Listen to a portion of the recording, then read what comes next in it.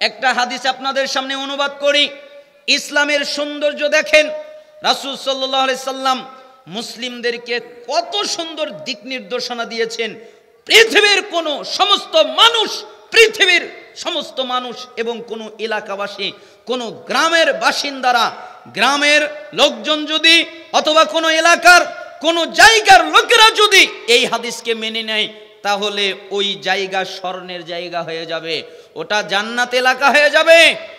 রাসূল সাল্লাল্লাহু আলাইহি সাল্লাম মুসলিমের 2564 নম্বর হাদিসের মধ্যে উল্লেখ করেন, আবু হুরায়রা রাদিয়াল্লাহু আনহু তিনি বলেন, রাসূল সাল্লাল্লাহু আলাইহি সাল্লাম বলেছেন, লা তাহাসাদু, তোমরা পরস্পরে হিংসা করো না, ওয়ালা তানাজাসু, তোমরা একজন আরেকজনের মধ্যে দালালি করে দাম বাড়িয়ে দিও না, ওয়ালা তাবাগাদু, তোমরা নিজেদের মধ্যে বিদ্বেষ রেখো না, ওয়ালা তাদাবারু, তোমরা কেউ কারো পিছু নিও না। ও কি পাপ করেছে, ও কি অন্যায় করেছে, এটা বের করার জন্য পিছু নিও না। ওয়ালা ইয়াবি বাদুকুম আলা বাইবাদ, কারো বেচা কেনার সময় আগ বেড়ে কেনা বেচা করো না। কেউ কিছু বিক্রি করতে গেছে, তুমিও বিক্রি করতে যেও না। কেউ কিছু কিনতে গেছে, ওই জিনিস তুমি কিনতে যাও না, তোমার ভাইয়ের কষ্ট হবে। অকুনু ইবাদাল্লাহি ইখওয়ানা, তোমরা সবাই আল্লাহর বান্দা, ভাই ভাই হয়ে যাও। আল মুসলিম আখুল মুসলিম, মুসলমান মুসলমানের ভাই। লা ইয়াজলিমুহু, মুসলমান মুসলমানের উপরে জুলুম করতে পারে না। ওয়ালা ইয়াখযুলুহু, মুসলমান মুসলমানকে তুচ্ছ তাচ্ছিল্য করতে পারে না, সহায়হীনভাবে সম্বলহীনভাবে ছেড়ে দিতে পারে না। ওয়ালা ইয়াকযিবুহু, মুসলমান মুসলমানের সাথে মিথ্যা বলতে পারে না। ওয়ালা ইয়াহকিরুহু, মুসলমান মুসলমানকে হেয় করতে পারে না, হেয় প্রতিপন্ন করতে পারে না। আত্তাকওয়া হাহুনা ওয়া ইউশিরু ইলা সাদরিহি সালাসা মারাতিন, এ কথা বলে তিনি বুকের দিকে ইঙ্গিত দিয়ে বললেন, তাকওয়া এখানে, তাকওয়া এখানে, তাকওয়া এখানে। বিহাসবি ইমরিইম মিনাশ শাররি আইয়াহকিরা আখাহুল মুসলিম, প্রত্যেক মুসলমানের জন্য, প্রত্যেক ব্যক্তির জন্য, প্রত্যেক লোকের জন্য খারাপ হওয়ার জন্য এতটুকু যথেষ্ট, সে আরেকজন মুসলমানকে খারাপ বলে। তার মানে আমি যদি আরেকজনকে খারাপ বলি, তাহলে ও খারাপ না, আমি খারাপ। কেন আমি ওকে খারাপ বললাম? ও সুদ খায়, কিন্তু আমার চাইতে আল্লাহর কাছে ও প্রিয় হতে পারে। ও পাপ করে দুই একটা, আমার চেয়ে আল্লাহর কাছে প্রিয় হতে পারে। আমি ওকে খারাপ বলার কে? আমি ওকে কেন খারাপ বললাম? আমি মুসলমান, আমি আরেকজন মুসলমানকে খারাপ বলতে পারি না। কুল্লুল মুসলিম আলাল মুসলিমে হারাম দামুহু ওয়া মালুহু ওয়া ইরদুহু, প্রত্যেক মুসলমানের উপরে অপর মুসলমানের জন্য হারাম। মুসলমান মুসলমানের রক্ত বের করতে পারে না, মুসলমান মুসলমানের সম্পত্তি কেড়ে নিতে পারে না, মুসলমান মুসলমানের সম্মান নষ্ট করতে পারে না, এটা হারাম। রাসূল সাল্লাল্লাহু আলাইহি সাল্লাম মুসলমানদেরকে আদর্শ শিক্ষা দিলেন এই হাদিসের মাধ্যমে। এই হাদিসের ব্যাখ্যা করলে আলোচনা শেষ করে দেওয়া যায়, এই হাদিস দিয়ে এক আলোচনা নামিয়ে দেওয়া যায়। আমি শুধুমাত্র আপনাকে অনুবাদ করে শোনালাম। তার মানে আপনি নিজের চিন্তা করবেন, আরেকজনের চিন্তা করার দরকার নাই। হায় হায় হায়, আমার কি হবে, আমার কি অবস্থা হবে, আমি কোথায় যাব, আমি ক্ষমা পাবো নাকি পাবো না, নিজের চিন্তা করবেন, আরেকজনের চিন্তা করার দরকার নেই। এই কথা সালাফ বললেন। তিনি বললেন 5 কারণে তোমাদের দোয়া কবুল হয় না। 1, তোমরা আল্লাহর পরিচয় জানো কিন্তু তার হক আদায় করো না। আল্লাহর হক কি? একমাত্র তার ইবাদত করা, তার সাথে কাউকে শরীক না করা।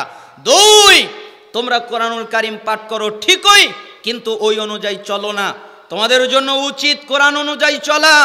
3, তোমরা বলো আমরা রাসূলকে ভালোবাসি, কিন্তু তোমরা রাসূলের সুন্নাতকে ত্যাগ করো, অথচ তোমাদের উচিত রাসূলের সুন্নাত ফলো করা। 4, তোমরা বলো ইবলিশ খারাপ, ইবলিশ মন্দ, ইবলিশ জঘন্য, কিন্তু তোমরা ইবলিশকেই মানো। 5, তোমরা নিজের চিন্তা না করে আরেকজনকে নিয়ে ব্যস্ত হয়ে যাও, অথচ তোমাদের উচিত ছিল নিজেকে চিন্তা করা। জামি বায়ানিল ইলমি ওয়া ফাদলিহি, ইলম অনুযায়ী আমল বর্ণনার অধ্যায় এসেছে ইমাম ইবনু আব্দুল বারের লিখিত কিতাব 1220 নম্বর বর্ণনায়। আল্লাহ সুবহানাহু ওয়া তাআলা আমাদেরকে বুঝার এবং আমল করার তৌফিক দান করুন। আপনারা কষ্ট পাচ্ছেন না তো? আমি অসুস্থ মানুষ, আপনাদেরকে কষ্ট দেওয়ার জন্য বসি নাই। অল্প সময়ের মধ্যে আপনাদেরকে ছেড়ে দিব, আমাকে আবার অনেক দূর যেতে হবে। রাস্তার অবস্থা তো জটিল আর কঠিন, তাই না? তো যাই হোক, আপনাদেরকে অনেকক্ষণ সময় আমি কষ্ট দিব না। একটা সালাফের কওল বললাম, কোরআন এবং হাদিসের আলোকে আপনাদেরকে বোঝানোর চেষ্টা করলাম। আল্লাহ সুবহানাহু ওয়া তাআলা আপনাদেরকে আমল করার এবং এই অনুযায়ী চলার তৌফিক দান করুন। চলেন আমরা হাদিসের মধ্যে ভ্রমণ করি। একটা হাদিস আছে হাদিসের গ্রন্থে, এই হাদিসকে সালাফরা বলেন আজীব হাদিস, আশ্চর্যজনক হাদিস। কেন আশ্চর্যজনক হাদিস বলেন? কারণ এই রকম হাদিস দ্বিতীয় আর নাই। কেন? কারণ প্রত্যেকটা হাদিসের মধ্যে রাসূল সাল্লাল্লাহু আলাইহি ওয়াসাল্লাম উম্মতকে ইঙ্গিত করেছেন। কাকে ইঙ্গিত করেছেন? উম্মতকে, সাহাবীদেরকে। সাহাবীরা এটা করো, উম্মতেরা এটা করো।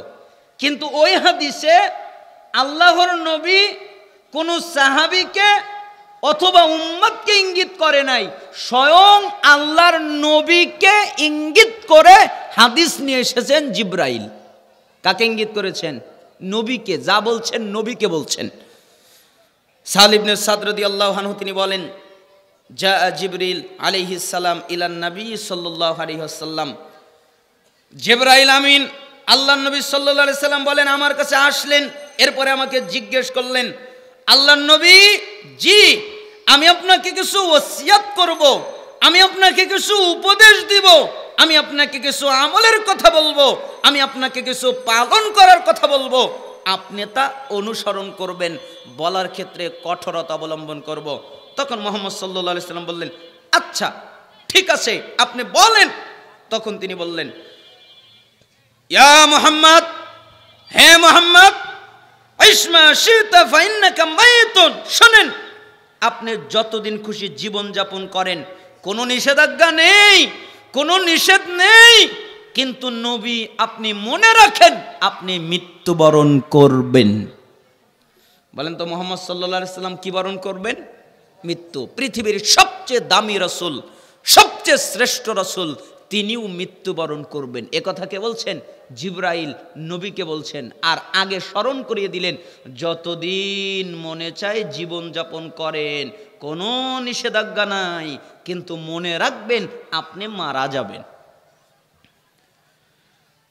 পৃথিবীর সবচেয়ে দামি রাসূল যিনি, যার কাছে মালাকুল মাউত আসলেন, এরপরে সালাম করলেন, এরপরে বললেন, আল্লাহর নবী, জি আল্লাহ বলেছেন আপনি যদি যেতে চান আপনাকে নিয়ে যেতে, আপনি যদি থাকতে চান আপনাকে দুনিয়ায় রেখে যেতে।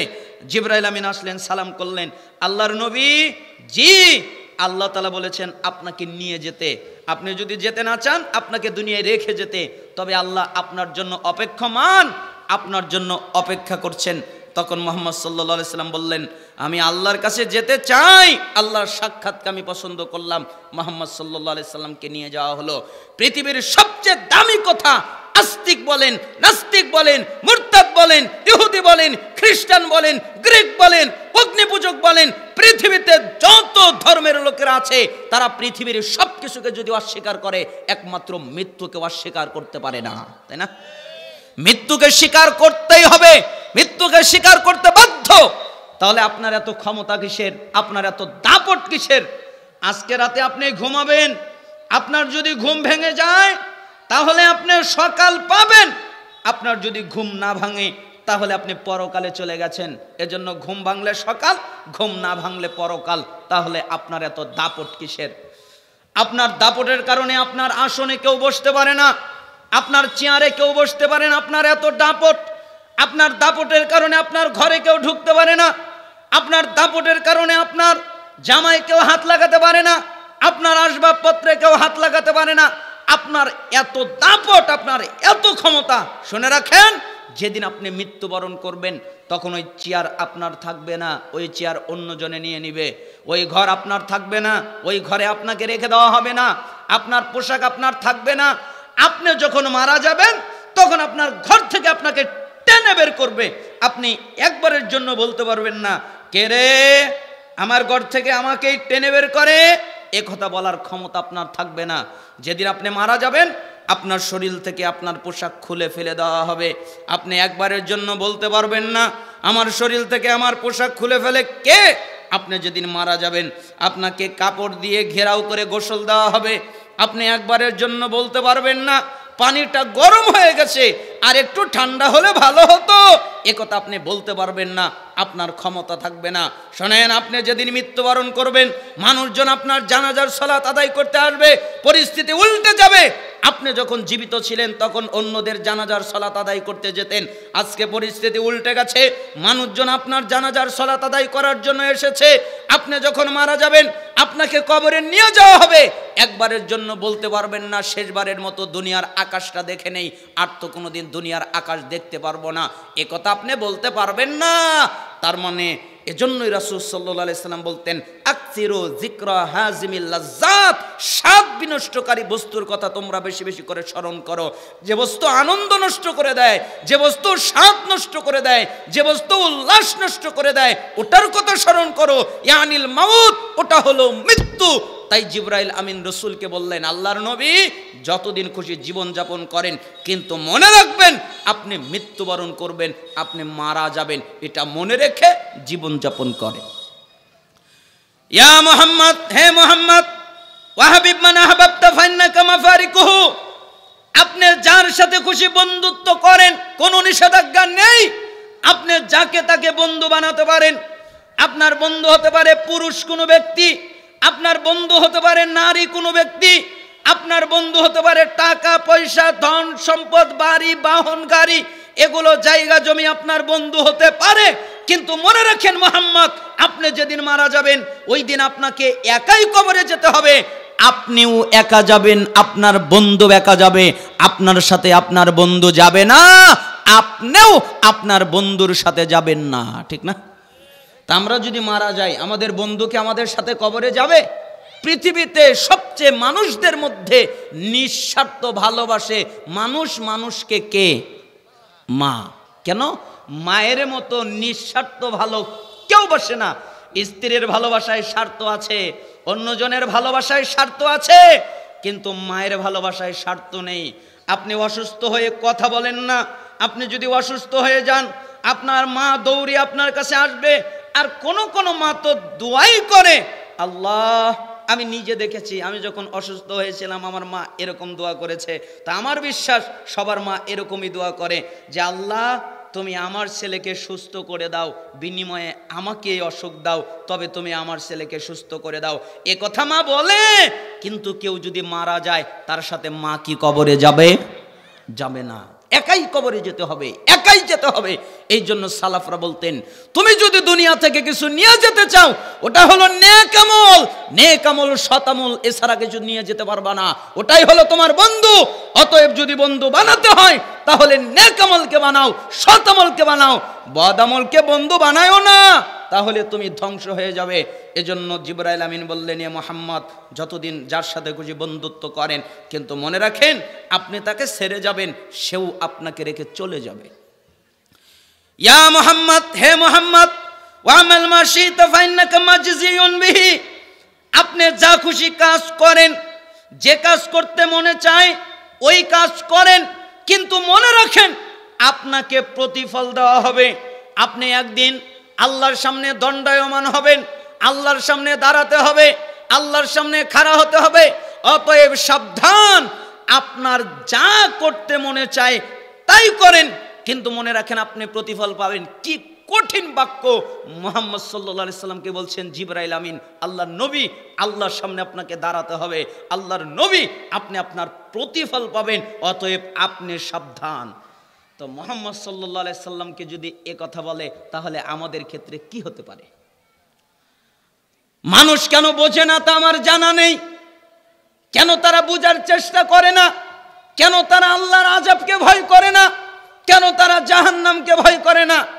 ইবনে মাসউদ রাদিয়াল্লাহু আনহু মিশকাতের 5197 নম্বর হাদিসের মধ্যে তিনি উল্লেখ করেন, রাসূল সাল্লাল্লাহু আলাইহি ওয়াসাল্লাম বলেছেন, লা তাজুলু কদম ইবনে আদম ইয়াউমাল কিয়ামা হাত্তা ইসালান খামসিন, কিয়ামতের দিন আদম সন্তান যতক্ষণ পর্যন্ত 5টা প্রশ্নের উত্তর না দিবে, ততক্ষণ পর্যন্ত নড়তে পারবে না। 5টা প্রশ্নের উত্তর দেওয়ার আগ পর্যন্ত নড়ার অনুমতি দেওয়া হবে না। আন উমরিহি ফিমা আফনাহু ওয়ান শাবাবিহি ফিমা আবলাহু ওয়ান মালিহি মিন আইনা ইকতাসাবাহু ওয়া ফিমা আনফাকাহু ওয়া মা জামিলা ফিমা আলিমা। রাসূল সাল্লাল্লাহু আলাইহি সাল্লাম বলেন, তাকে জিজ্ঞেস করা হবে তোমার বয়স কিভাবে ব্যয় করেছ আমাকে বুঝাও। আমি তোমাকে 50 বছর দিয়েছিলাম, 60 বছর দিয়েছিলাম, 70 বছর দিয়েছিলাম, কিভাবে ব্যয় করেছ আমি আল্লাহকে বুঝাও। 2, আমি তোমাকে যৌবনকাল দিয়েছিলাম, যৌবনকাল পাওয়ার পরে যৌবন কোনভাবে ব্যয় করেছ, 18 বছর থেকে নিয়ে 40 বছর পর্যন্ত যৌবনকাল, এটা আমাকে বুঝাও। 3, আমি তোমাকে টাকা পয়সা দিয়েছিলাম, তুমি টাকা পয়সা ইনকাম করেছিলে হালাল পথে না হারাম পথে, এটা আমাকে বুঝাও। 4, টাকা পয়সা পাওয়ার পরে কোথায় ব্যয় করেছিলে এটা আমাকে বুঝাও। 5, আমি তোমাকে জ্ঞান দিয়েছিলাম, তুমি কি জ্ঞান অনুযায়ী আমল করেছিলে? তুমি জানতে সুদ হারাম, তাহলে কি সুদ ত্যাগ করেছিলে? তুমি জানতে ঘুষ হারাম, তাহলে কি ঘুষ ত্যাগ করেছিলে? তুমি জানতে জিনা হারাম, তুমি জানতে ব্যভিচার হারাম, তুমি জানতে গীবত হারাম, তুমি জানতে মিথ্যা বলা হারাম, তুমি জানতে নিষেধাজ্ঞ দ্রব্য পান করা হারাম, তুমি জানতে আরো কত হারাম, তুমি কি এগুলো ত্যাগ করেছিলে? এলেম অনুযায়ী আমল করেছিলে কিনা এটা আমাকে বোঝাও। প্রত্যেকটা মানুষকে 5টা জিনিস বুঝিয়ে দিতে হবে। 1, পুরো জীবন বুঝিয়ে দিতে হবে। 2, পুরো যৌবনকাল বুঝিয়ে দিতে হবে। 3, সম্পত্তির আয় বুঝিয়ে দিতে হবে। 4, সম্পত্তির ব্যয় বুঝিয়ে দিতে হবে। 5, ইলম অনুযায়ী কি আমল করেছে তা বুঝিয়ে দিতে হবে। যতক্ষণ পর্যন্ত বুঝাতে না পারবে ততক্ষণ পর্যন্ত আল্লাহ নড়তে দিবে না। ইচ্ছা করলে হাত নড়াতে পারবে না, ইচ্ছা করলে মাথা নড়াতে পারবে না, ইচ্ছা করলে বডি নড়াতে পারবে না, ইচ্ছা করলে পা নড়াতে পারবে না। যতক্ষণ পর্যন্ত এই 5টা প্রশ্নের উত্তর না হবে ততক্ষণ পর্যন্ত নড়তে পারবে না। আরে নড়ারই অনুমতি নাই তো কিসের ক্ষমতা? নড়ারই তো অনুমতি নেই, নড়তেই পারবে না, এই অনুমতি নেই, তাহলে কিসের ক্ষমতা? আল্লাহকে ভয় করুন, আল্লাহর ভয় নিজের অন্তরের ভিতরে স্থাপন করার চেষ্টা করুন। হে আল্লাহ, তোমার ভয় আমাদের কলিজার মধ্যে তুমি দান করো। সাহাবীদের মতো ভয় করতে হয়। একটা ঘটনা মনে পড়ে গেল, আপনারা জানেন, স্মরণ করিয়ে দেওয়ার জন্য বলছি। মায়েজ বিন মালিক একদিন আল্লাহর নবীর কাছে আসলেন, এরপরে বললেন, আল্লাহর নবী, জি আপনি আমাকে পবিত্র করেন। মুহাম্মদ সাল্লাল্লাহু আলাইহি সাল্লাম বললেন, যাও আল্লাহর কাছে মাফ চাও, আল্লাহ মাফ করে দিবে। আল্লাহর কাছে ক্ষমা চাও, আল্লাহ ক্ষমা করে দিবে। মায়েজ বিন মালিক চলে গেলেন, কিছুক্ষণ পর আবার ফিরে আসলেন, আল্লাহর নবী, জি আপনি আমাকে পবিত্র করেন। আরে তুমি কি আমার কথা বুঝতে পারো না? আমি তোমাকে বললাম আল্লাহর কাছে মাফ চাও, আল্লাহ মাফ করে দিবে, আল্লাহর কাছে ক্ষমা চাও, ক্ষমা করে দিবে, চলে যাও। মায়েজ বিন মালিক চলে গেলেন, কিছুক্ষণ পর আবার ফিরে আসলেন, আল্লাহর নবী, জি আপনি আমাকে পবিত্র করেন। আরে তুমি কি আমার কথা বুঝতে পারো না? আমি তোমাকে বললাম আল্লাহর কাছে মাফ চাও, ক্ষমা চাও, আল্লাহ মাফ করে দিবে, ক্ষমা করে দিবে, যাও। চলে গেলেন, চতুর্থবার আবার ফিরে আসলেন, আল্লাহর নবী কি হয়েছে? আপনি আমাকে পবিত্র করেন। এবার মুহাম্মদ সাল্লাল্লাহু আলাইহি সাল্লাম রেগে গেলেন, মাইজকে আর কিছু বললেন না, সাহাবীদের উপরে রেগে গিয়ে সাহাবীদেরকে বলছেন, এই সাহাবীরা, জি মাইজ পাগল নাকি যে আমার কথা বোঝে না? মাইজ তো পাগল নয়, তাহলে পাগল নয় আমার কথা বোঝে না কেন? সাহাবীরা বললেন, আল্লাহর নবীও পাগল নয়। ও তাহলে মদ পান করেছে, তাই না? বিবেক হারিয়ে গেছে, তাই আমার কথা বুঝতে পারে না। তখন সাহাবী একজন উঠলেন আর নাকটাকে মুখের সাথে লাগালেন, এরপরে বললেন, আল্লাহর নবী মদ পান করেনি। তখন রাসূল সাল্লাল্লাহু আলাইহি ওয়াসাল্লাম বললেন, মদও পান করেনি, পাগলও নয়, তো আমার কথা বোঝে না কেন? আমি ওকে বলছি আল্লাহর কাছে মাফ চাও, আল্লাহ মাফ করবে, আল্লাহর কাছে ক্ষমা চাও, আল্লাহ ক্ষমা করবে। ও বারবার আমাকে বলে পবিত্র করেন, তো ওকে আমার কথা বোঝে না। এরপরে মুহাম্মদ সাল্লাল্লাহু আলাইহি ওয়াসাল্লাম বললেন, আচ্ছা কি হয়েছে, কি করেছো বলো। তখন মায়েজ বিন মালিক বললেন, আল্লাহর নবী, মানুষ যেটা বৈধভাবে করে আমি সেটা অবৈধভাবে করেছি, আমি জিনা করেছি। তখন রাসূল সাল্লাল্লাহু আলাইহি ওয়াসাল্লাম বললেন, আহ কতই না ভালো হতো আমাকে যদি না জানাতে। আমি তোমাকে বললাম আল্লাহর কাছে মাফ চাও, আল্লাহ মাফ করবে, আল্লাহর কাছে ক্ষমা চাও, আল্লাহ ক্ষমা করবে, আর তুমি আমাকে কথাটা জানিয়ে দিলে। এ কথা বলছেন আর দুই চোখ দিয়ে টস টস করে পানি বলছে, আমাকে জানিয়ে ফেলেছো, বিচার হবে। সাহাবীরা, জি। মাইজ বিন মালিককে মাটিতে অর্ধ পর্যন্ত গাড়ো, পাথর মেরে মেরে মেরে তাকে মেরে ফেলে দাও, তাকে হত্যা করে ফেলে দাও। পাথর মেরে মেরে তাকে মেরে ফেলে দেওয়া হচ্ছিল, রক্ত ছিটে বিভিন্ন সাহাবীদের গায়ে লেগে যাচ্ছিল। তাই মাইজ বিন মালিক কে মৃত্যুদণ্ড দেওয়া হলো, পাথর মেরে মেরে নিক্ষিপ্ত করে হত্যা করা হলো, রক্ত ছিটে সাহাবীদের গায়ে লেগে গেল। তাই সাহাবীরা অভিশাপ করলেন। তখন মুহাম্মদ সাল্লাল্লাহু আলাইহি সাল্লাম বললেন সাহাবীদেরকে, সাহাবীরা শোনো, মাইজ বিন মালিক যেই তওবা করেছে, এই তওবা তাম পৃথিবীর সমস্ত মানুষের মধ্যে যদি বন্টন করে দেওয়া হয়, পৃথিবীর কোনো মানুষের তওবা লাগবে না। মায়েজের এক তওবা পৃথিবীর সমস্ত মানুষকে ক্ষমা করে দিবে। আর মিশকাতে এসেছে 70 জনের কথা, আর আমি যেটা বললাম মুসান্নাফ ইবনে আবি শায়বা এসেছে পৃথিবীর সমস্ত মানুষের কথা। তার মানে মাইজ বিন মালিক জানতেন আমি আল্লাহর সামনে কিভাবে দাঁড়াবো। আমি জিনা করেছি, ব্যভিচার করেছি, দুনিয়ায় আমার বিচার হয়ে যাক, আমার মৃত্যু হয়ে যাক। তিনি আল্লাহর সামনে দাঁড়াতে ভয় পেতেন, কিন্তু আমরা আল্লাহর সামনে দাঁড়াতে ভয় পাই না। অতএব সাবধান। রাসূল সাল্লাল্লাহু আলাইহি সাল্লামকে জিবরাইল আমিন একথাই বললেন, মুহাম্মদ শোনেন, আপনি যতদিন খুশি জীবন যাপন করুন, আপনি যা খুশি কাজ করুন, কিন্তু মনে রাখেন আল্লাহর সামনে আপনাকে একদিন দণ্ডায়মান হতে হবে, দাঁড়াতে হবে। অতএব সাবধান। হে মুহাম্মদ, উপদেশ এখনো শেষ হয় নাই। শারফুল মুমিন কিয়ামুল লাইল। আপনি কি জানেন মুমিনের সম্মান কি? মুমিনের সম্মান হলো রাতে সালাত আদায় করার মধ্যে। যারা রাতে সালাত আদায় করে তাদের সম্মান আছে, যারা রাতে সালাত আদায় করে না তাদের কোনো সম্মান নেই। কেউ যদি চায় আল্লাহ আমাকে সম্মান দিক, আমি মানুষের মধ্যে সম্মানিত হই, তাহলে সে যেন রাতে সালাত আদায় করে। ওয়াইজ্জুহু ইসতিগনাউহু আনিন নাস। এবং মানুষের ইজ্জত হলো মানুষের কাছে না চাওয়ার মধ্যে। যারা মানুষের কাছে চায় না, আল্লাহর কাছে চায়, তাদের ইজ্জত আছে। যারা আল্লাহর কাছে চায় তাদের ইজ্জত আছে। একটা জুতার ফিতাও যদি ছিঁড়ে যায়, তবু আল্লাহকে বলে, আল্লাহ আমার জুতার ফিতা ছিঁড়ে গেছে, আল্লাহ আমার সন্তান লাগবে, আল্লাহ আমার এটা লাগবে, আল্লাহ আমার এটা প্রয়োজন। সে আল্লাহর কাছে চায়, তার ইজ্জত আছে। আর যে রাতে সালাত আদায় করে তার সম্মান আছে। তার মানে কয়েকটা কথা মনে রাখবেন। এক, যতদিন খুশি আপনি জীবন যাপন করেন, কিন্তু মনে রাখবেন আপনি মারা যাবেন। দুই, যার সাথে খুশি বন্ধুত্ব করেন, কিন্তু মনে রাখবেন আপনি আপনার বন্ধুকে রেখে যাবেন, আপনার বন্ধু আপনাকে রেখে যাবে। তাই সাবধান, যদি বন্ধু বানাতে হয় নেক আমলকে বানান। তিন, যা খুশি কাজ করেন, জিনা করতে পারেন, চুরি করতে পারেন, মিথ্যা বলতে পারেন, গীবত করতে পারেন, পাপের যে কোনো কাজ করতে পারেন। কেন? স্বাধীনতা আছে, আপনি করতে পারেন। কিন্তু আপনি মনে রাখবেন একদিন আল্লাহর সামনে আপনাকে দাঁড়াতে হবে, আপনি হিসাবের সম্মুখীন হবেন। অতএব সাবধান। চার, আপনি যদি সম্মান চান তাহলে রাতে সালাত আদায় করবেন। পাঁচ, আপনি যদি ইজ্জত চান তাহলে মানুষের কাছে কিছু চাইবেন না। হাদিসটা শুআবুল ঈমান 10,058 নম্বরে এসেছে, কানজুল উম্মাল 21,388 নম্বরে এসেছে, মুস্তাদরিক হাকিম 7,921 নম্বরে এসেছে, সিলসিলায়ে সহিহা 831 নম্বরে এসেছে। ইমাম হাকিম এই হাদিসকে সহি বলেছেন এবং ইমাম আলবানী রহিমাহুল্লাহ তিনিও এই হাদিসকে সহি বলেছেন, গ্রহণযোগ্য হাদিস। আল্লাহ তাআলা আমাদেরকে এই হাদিসের উপরে আমল করার তৌফিক দান করুন। আজকের আলোচনার শেষ হাদিস সবাই মনে রাখবেন।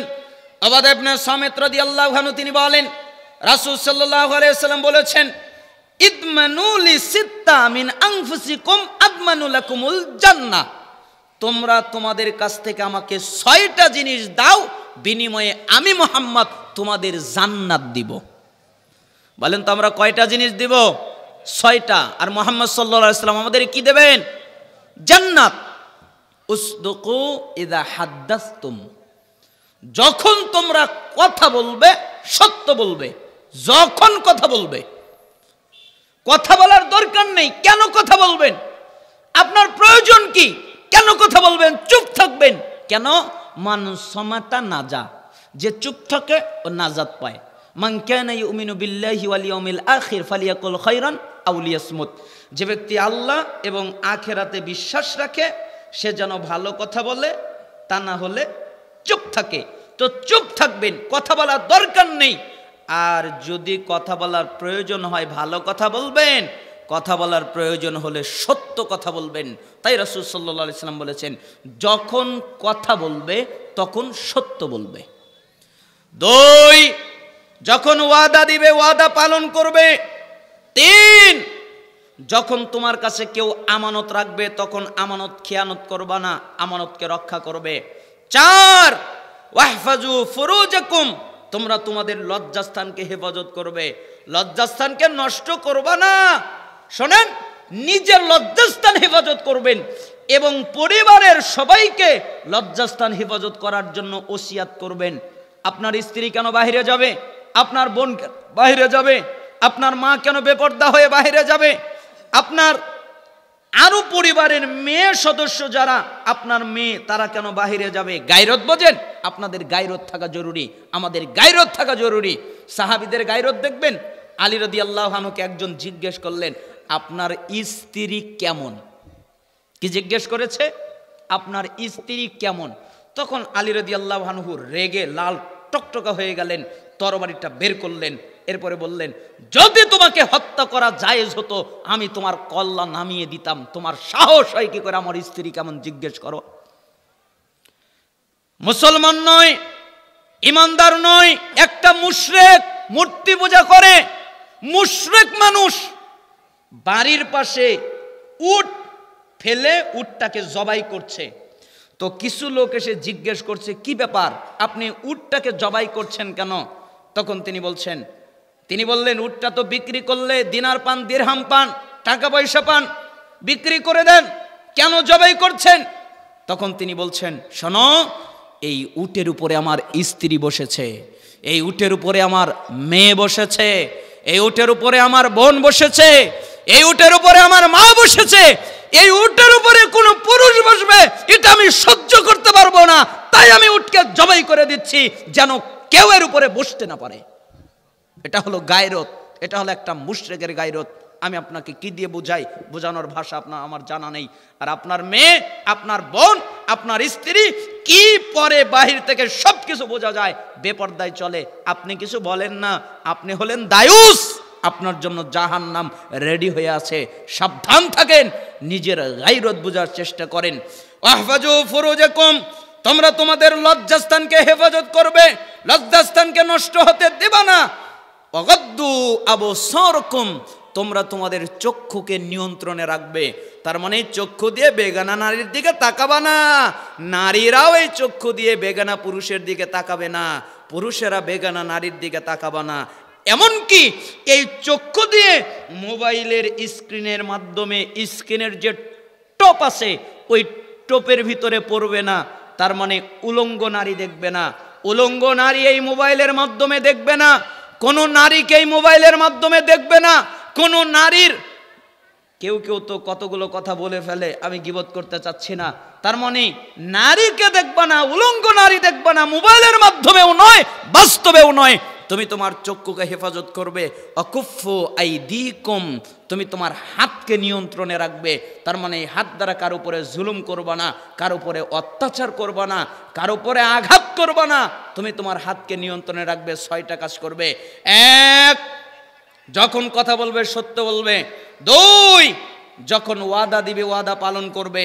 3 যখন আমানত রাখা হবে আমানত রক্ষা করবে। 4 তুমি তোমাদের লজ্জাস্থান হেফাজত করবে। 5 তুমি তোমাদের চক্ষু নিয়ন্ত্রণে রাখবে। 6 তোমাদের হাতকে কন্ট্রোলে রাখবে। তোমরা যদি এই 6টা কাজ করতে পারো, মিশকাত 4870 নম্বর হাদিস, মুহাম্মদ সাল্লাল্লাহু আলাইহি সাল্লাম বলেন, আমি তোমাদেরকে জান্নাতে নিয়েই যাব। করতে পারবেন না এই কাজগুলা? আল্লাহ সুবহানাহু ওয়া তাআলা আমাদেরকে করার তৌফিক দান করুন। হে আল্লাহ, আমাদের যারা অসুস্থ, আপনারা যে যা পারেন দান করবেন, কারণ হাদিসে এসেছে ওয়াসসাদাকাতু তুতফিউল খাতিয়া কামা ইতফিউল মাউন নার। কেউ যদি দান করে তাহলে আল্লাহ তার সমস্ত গুনাহকে মাফ করে দেয়, ওইভাবে যেভাবে আগুনের উপরে পানি ফেলে দিলে আগুন নিভে যায়। উঠবেন না, দোয়া পরে উঠবেন, তাহলে গুনাহ ক্ষমা হবে, তাই না? শেষ তো করে দিচ্ছে, এখন তো শয়তান টান দিবে, ওঠ, তোর গুনাহ মাফ হলে আমি সহ্য করতে পারবো। এই শয়তানের কথা শুনবেন না, দোয়া পড়ে তারপরে যাবেন। হে আল্লাহ, আমাদের যারা অসুস্থ তাদেরকে শিফায়ে কামেলা আজেলা দান করেন। আমাদের যারা অভাবী তাদেরকে অভাব থেকে অব্যাহতি দান করেন। আমাদের যারা ঋণী তাদেরকে ঋণ থেকে রক্ষা করেন। আমাদের ভিতরে যে যে মুসিবতে আছে সেই মুসিবত থেকে পানা মঞ্জুর করেন। আল্লাহ, আপনি আমাদের দুনিয়ায় কল্যাণ দান করেন, আপনি আমাদের আখিরাতে কল্যাণ দান করবেন, আপনি আমাদেরকে জাহান্নামের আযাব থেকে রক্ষা করবেন। হে আল্লাহ, আমাদের জন্য যা কল্যাণকর আপনি তা দান করেন, আমাদের জন্য যা অকল্যাণকর তা থেকে আপনি আমাদেরকে হেফাজত করেন। হে আল্লাহ, ফিলিস্তিনের মাটিতে মুসলমানদের উপরে নির্যাতন করা হচ্ছে, তাদেরকে আপনি রক্ষা করেন। তাম পৃথিবীতে যেখানে মুসলমানেরা নির্যাতিত হচ্ছে তাদেরকে রক্ষা করেন। ভারতের মুসলমানদেরকে আপনি রক্ষা করেন। আল্লাহ, আপনি আমাদের দেশে ইসলামী শাসক দান করেন। আল্লাহ, আমাদের দেশে আমাদের সংবিধান কোরআন আমাদেরকে উপহার হিসেবে দান করেন। আল্লাহ, আমরা যেন সংবিধান হিসেবে কোরআন পাই, সেই তৌফিক আপনি আমাদেরকে দান করেন। যারা দান করেছে তাদের দানে বারাকা দান করেন। এই ওয়াজ মাহফিলের সাথে যারা যে কোনোভাবে জড়িত তাদেরকে আপনি কবুল করে নেন। আল্লাহ, যত মানুষ পুরুষ এবং নারী উপস্থিত প্রত্যেককে আপনি কবুল করে নেন, ক্ষমা করে দেন। আমি অসুস্থতার কারণে পরিপূর্ণ আলোচনা করতে না পারে দুঃখিত। এমনি প্রায় 1 ঘন্টা 20 মিনিট আলোচনা করে ফেলেছি। আপনাদেরকে আর কষ্ট দিতে চাচ্ছি না, আমাকে অনেক দূরে আবার যেতে হবে। আল্লাহ সুবহানাহু ওয়া তাআলা আপনাদেরকে কবুল করুন। আমার কথায় যদি কষ্ট পেয়ে থাকেন ক্ষমা সুন্দর দৃষ্টিতে দেখবেন। সুবহানা রাব্বিকা রাব্বিল ইজ্জাতি আম্মা ইয়াসিফুন ওয়া সালামুন আলাল মুরসালিন ওয়ালহামদুলিল্লাহি রাব্বিল আলামিন। সুবহানাকাল্লাহুম্মা বিহামদিক আশহাদু আল্লা ইলাহা ইল্লা আনতা আস্তাগফিরুকা ওয়া আতুবু ইলাইক। আসসালামু আলাইকুম ওয়া রাহমাতুল্লাহি ওয়া বারাকাতুহু।